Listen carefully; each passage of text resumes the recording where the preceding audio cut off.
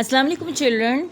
I am Miss Anila and today I am going to teach science to grade 3.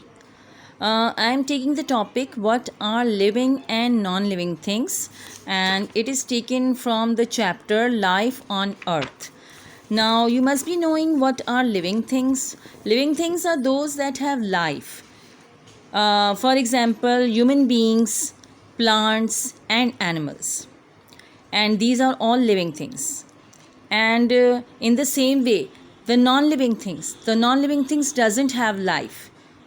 And like a book, chair, they don't have life. They don't have to eat food, they don't have to move, they don't need nutrition, they are not sensitive, they don't grow, they don't move, etc. Okay, now living things carry out different activities every day, and these activities are very necessary to keep them alive, and those processes or activities are known as life processes. And one of the life processes is nutrition.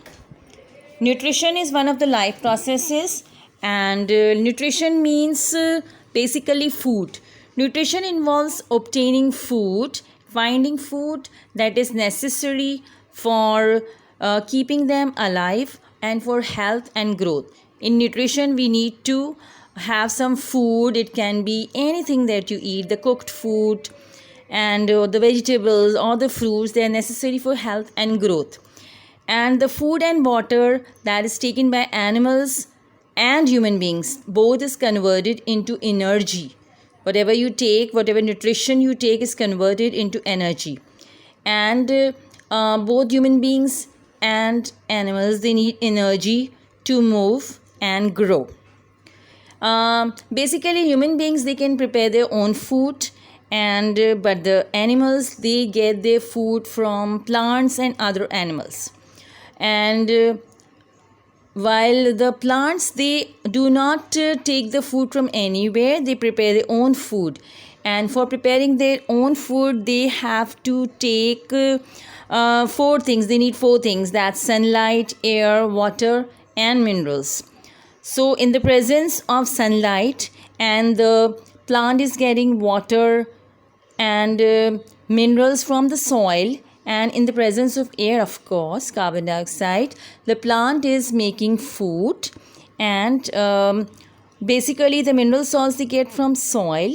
And but unlike living things, non-living things do not require any food or nutrition. Okay, now I would like to tell you about the another life process of living things. And the other life process of human beings is movement. Now movement can take place in animals, birds, insects, because for getting their shelter and food they have to move from one place to another. In the same way, human beings also move from one place to another to get food and shelter. And plants also move, and they move not really like we move. They do not leave their place, but they move, such as touch me not plant folding its leaves when touched. Okay, there's one more thing that I forgot about animals, and that is they need movement to escape from danger. If there's a danger, they run away from here, animals and human beings as well. Now I'm sharing the third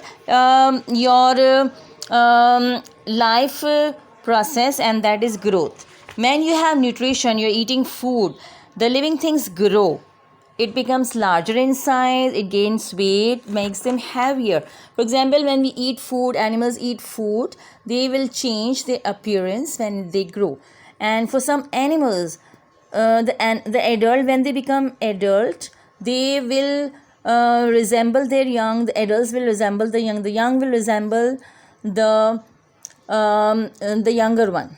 The younger one will resemble the parent. But for some insects or maybe some birds, the youngs of the baby and the parent, they do not resemble each other. For example, the young of butterfly is caterpillar, which do not resemble each other.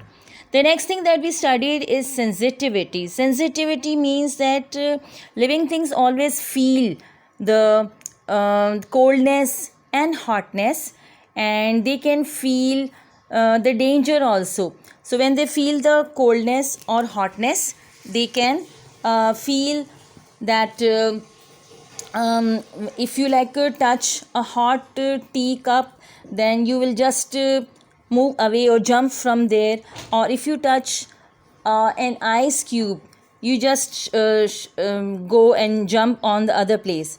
Or the other case, if cockroach sit on your hand, you will just scream or jump or move to some other place, because living things have sense, and they have sense organs to feel the things around them.